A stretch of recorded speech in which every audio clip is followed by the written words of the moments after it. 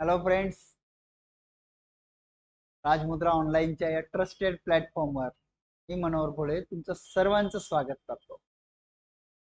MPSC मध्ये यश कसं मिळवावं या अनुषंगानं ज्या सप्तपदीचा आपण विचार केला होता त्याचा पहिला भाग होता अभ्यासक्रम, दुसरा प्रश्नपत्रिका, तिसरा स्टेट बोर्ड, चौथा क्वालिटी बुक्स,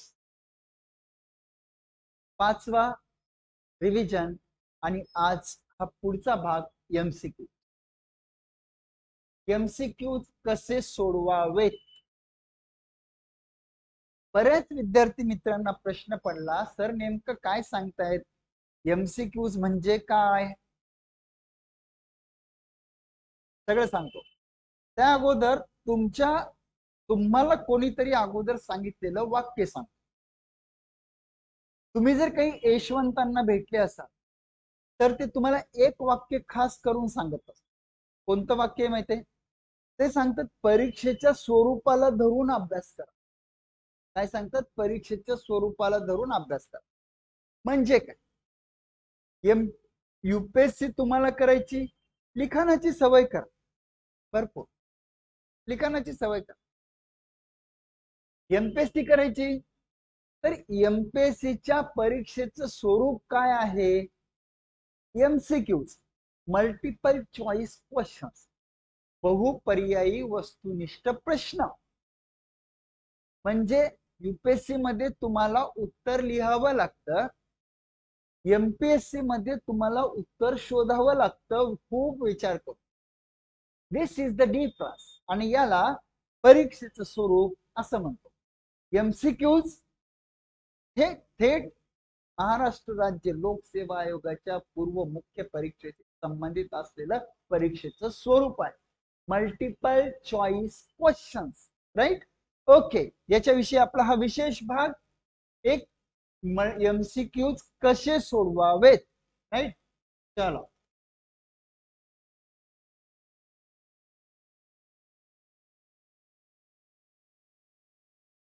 एमसीक्यू म्हणजे काय सांगितलं तुम्हाला? Multiple choice question, right?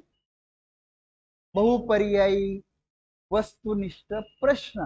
परत सांगतो, हे आपल्या एमपीएससीच्या परीक्षांचं स्वरूप आहे, राईट? ओके, एमसीक्यू म्हणजे काय लक्षात आलं? आता पुढचा मुद्दा, एमसीक्यू वर्सेस पीवायक्यू. बरेच पोरं इथं गफलत करतात. मी सांगतो, प्रो तुम्ही एमसीक्यू सोडवले का? पोरं सांगतो, हो सर आम्ही आयोगाचे सगळे पेपर अगोदरचे सोडवले. तसं नाही. एमसीक्यू मल्टिपल चॉईस क्वेश्चन्स आणि पीवायक्यू म्हणजे प्रिव्हियस इयर क्वेश्चन्स, हे वेगळे. Difference is here. एमसीक्यू हे कशासाठी? For practice. पीवायक्यू कशासाठी? आपल्या मनामध्ये परीक्षेची एक इनसाइट डेव्हलप होण्यासाठी, राईट? एक दृष्टिकोन म्हणू आपण, तो डेव्हलप होण्यासाठी, की अंदाज येण्यासाठी. थोडक्यात काय? अंदाज येण्यासाठी. MCQs are different from PYQ. Got it? चलो आगे. सोर्सेस ऑफ एमसीक्यूज, कुठून सोडवायचे?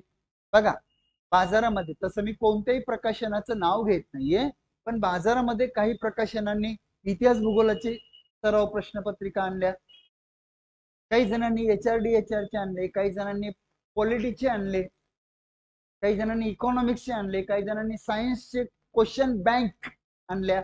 याच्याशिवाय मी तुम्हाला एक छान सोर्स सांगतो. बघा, नॉर्थ इंडियामध्ये बराचसा जो क्राऊड आहे तो हिंदी बेल्टशी संबंधित आहे, नाही का? मग आपण जर आधुनिक भारताचा इतिहास, भारताचा भूगोल, सामान्य विज्ञान, भारतीय अर्थव्यवस्था, भारतीय राज्य व्यवस्था, असे जे विषय आहेत ना, ते सगळ्या भारतात कॉमनच आहेत. तर तिकडच्या काही एमसीक्यूज आपण ऑनलाईन सुद्धा मागवू शकतो आणि ते हिंदीमध्ये असतात. आपल्याला Hindi, we are comfortable with Hindi. Hindi चित्रपट आपण पाहतोच ना. तर मराठीमध्ये जे आहेत त्या वेगवेगळ्या लेखकांच्या प्रकाशनाच्या शिवाय हिंदी मीडियमच्या MCQ सुद्धा ऑनलाईन बोलवून तुम्ही त्याचा सराव करू शकता. सोर्सेस क्लिअर झाला मुद्दा. पुढे कसे सोडवायचे बघा. प्रश्नांचे 3 प्रकार आहेत. खूप ध्यान देऊन बघा पूर्ण. प्रश्नांचे 3 प्रकार आहेत. पहिला प्रश्न तुम्हाला सहज येतो, बिनधास्त जाऊ दे, त्याला काहीच नका. साधारणतः 50% प्रश्न तुम्हाला येणारे असतात अभ्यास झाल्यानंतर. हे येतात, काहीच नका करू, जाऊ दे.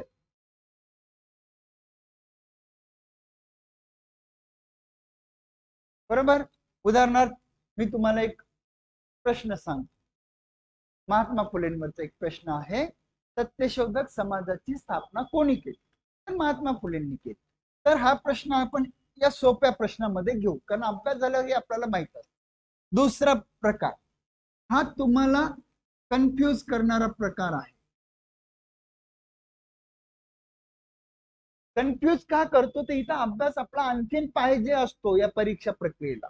तिथं उदाहरणार्थ मी तुम्हाला, हे किती टक्के असतात? 25% असतात, राईट. उदाहरणार्थ मी प्रश्न सांगतो, सत्यशोधक समाजाचे ब्रीद वाक्य काय होते? तुम्हाला आता थोडं कन्फ्यूज, काही जणांना सहज येईल, त्यांचा खूप सहज आला, समजा अभ्यास झाला. काही जण विचार करतील, तर तो कन्फ्यूज करणारा प्रश्न आहे, राईट. तिसरा मुद्दा, तिसरा प्रकार, प्रश्नांचा तिसरा प्रकार, हा प्रश्न अवघड असतो किंवा कोणालाही येत नाही, तुम्हालाही येत नाही, राईट. अवघड असतो, 25% प्रश्न असतो.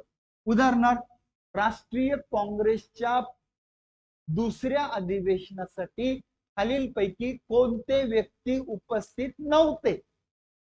कोणते व्यक्ती उपस्थित नव्हते? It's very tough. क्लिअर. आता बघा, हे सोडवायचे कसे? पहिला प्रकारचा प्रश्न 50% येतात. दुसऱ्या प्रकारचे कन्फ्यूज करतात 25% प्रश्न.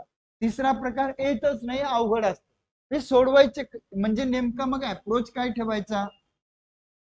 हे प्रश्न जे आहेत ना, याला तुम्ही ब्ल्यू पेन न टिक करून ठेवा. प्रश्नही टिक करायचा, उत्तरही टिक करायचे. क्लिअर? ते का? हा प्रश्न तुम्हाला अजिबात येत नाही, त्याला रेड पेन न टिक करून ठेवायचं. याला काहीच करायचं नाही. या प्रश्नाला, पहिल्या प्रकारच्या प्रश्नाला जाऊ द्या. सेकंड याच्यामध्ये कन्फ्यूज करणारा ब्ल्यू पेन, प्रश्न गोल केला, उत्तर गोल करून ठेवून दिलं. अवघड मध्ये रेड पेन गोल केलं उत्तर आणि प्रश्नही गोल केला. क्लिअर? पहिल्या राऊंड मध्ये हे 50% प्रश्न बाजूला गेले, राहिले किती? 50%. दुसऱ्या राऊंड मध्ये या 25%च्या याला तुम्ही मैदानात घ्या. हे बाजूला ठेवा, त्याची एकदा उजळणी करा, परत येतात का पहा, कसं चुकलं, कन्फ्युजन होणार नाही याची काळजी घ्या. सेकंड राऊंड मध्ये मग तुम्हाला हे 75% प्रश्न बाजूला जातात. थर्ड राऊंड मध्ये डायरेक्ट हे प्रश्न, त्याचा प्रश्न आणि खाली डायरेक्ट उत्तर लिहून काढा किंवा पाठ करा डायरेक्ट, म्हणजे तुमचे 3 राऊंड व्हावेत. फर्स्ट राऊंड मध्ये हे प्रश्न बाजूला, सेकंड राऊंड मध्ये कन्फ्युजन करणारे आत आले पाहिजे, थर्ड राऊंड मध्ये डायरेक्ट हे लक्षात ठेवले पाहिजे. MCQs असे सोडवायचे. MCQs असे सोडवायचे. पुढे एक पॉइंट येणार, रिव्हिजन ऑफ MCQ म्हणून.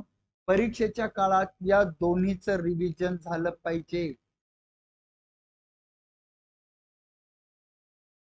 फक्त नोट्सचं नाही, या MCQचं रिव्हिजन परीक्षेच्या काळात झालं पाहिजे. बघा कसे सोडवावेत एकदा बघून घ्या फ्रेंड्स, मी पुढे घेतो. पण प्रश्नांचे 3 प्रकार, 50% सहज येणारे, 25% कन्फ्यूज करणारे, 25% अजिबात नाही येणार, राईट. त्याच्या अगोदर आपण सोर्सेसचा मुद्दा घेतला होता, क्लिअर झाला तो. घेऊ पुढे. इलिमिनेशन रेशो, हे चांगला जमला पाहिजे. बरं, आता मागच्या जर काही प्रश्नपत्रिकांचं विश्लेषण केलं तर असं जाणवते, तुम्हाला उत्तर थेट माहित नसते पण काढता येते. मी तर इलिमिनेशनचं एकदम चांगलं उदाहरण देत असतो. 1-2 वर्षाखालची गोष्ट आहे, 2-3 वर्षाखालची.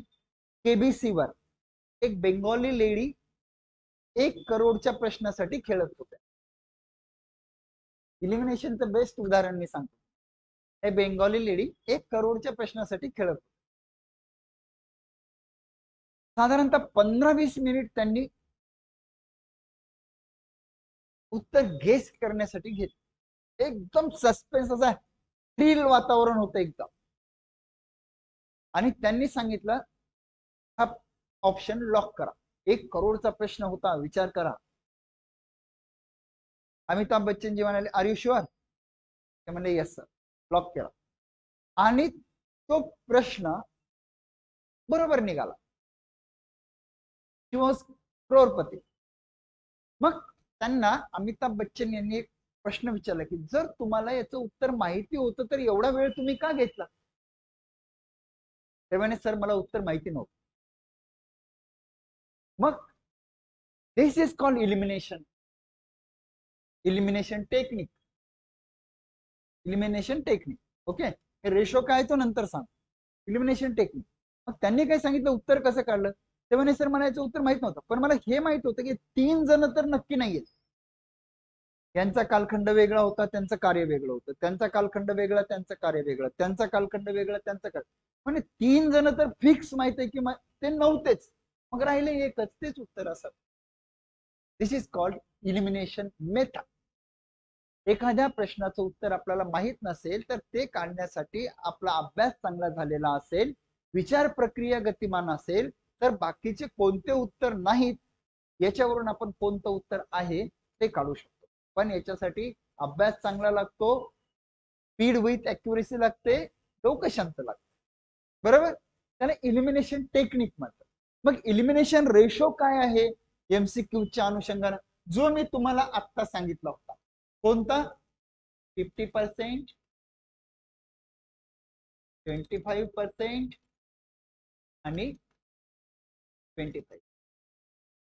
पहिल्या राऊंडला हे इलिमिनेट झाले, दुसऱ्या राऊंडला हे इलिमिनेट झाले, तिसऱ्या राऊंडला हे इलिमिनेट झाले. प्रश्न पहिले सहज येणारे, दुसरे कन्फ्युजन करणारे, तिसरे खूपच अवघड.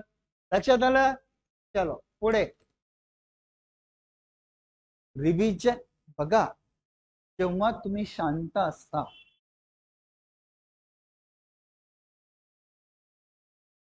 जेव्हा तो आपण एकटे असतो तेव्हा काय करतो माहिती आहे? मोबाईल मध्ये बघ. तुम्ही एक काम करा, एमसीक्यू सोडवल्यानं समजा मी तर सांगतो अभ्यास झालेल्या विद्यार्थी मित्रांनी दररोजच्या कमीत कमी 150 ते 200 एमसीक्यू सोडवायला पाहिजे. समजा सोडवून झाल्या सकाळचे सत्रामध्ये 100.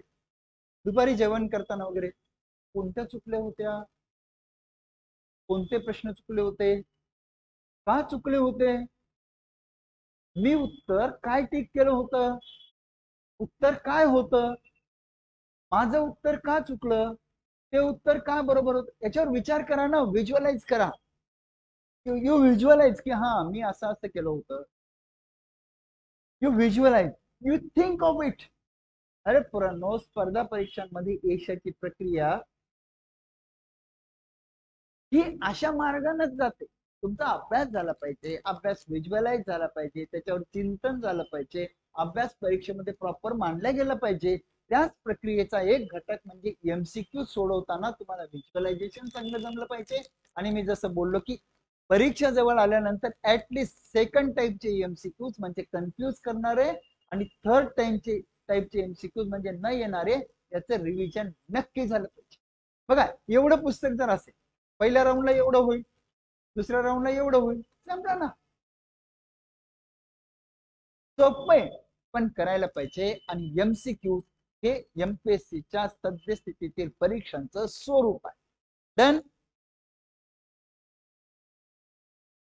फायदे काय थोडक्यात सांगतो, आता सांगूनही झालेत तुम्हाला. एक, आपण थेट परीक्षेच्या स्वरूपाला हात घालतो.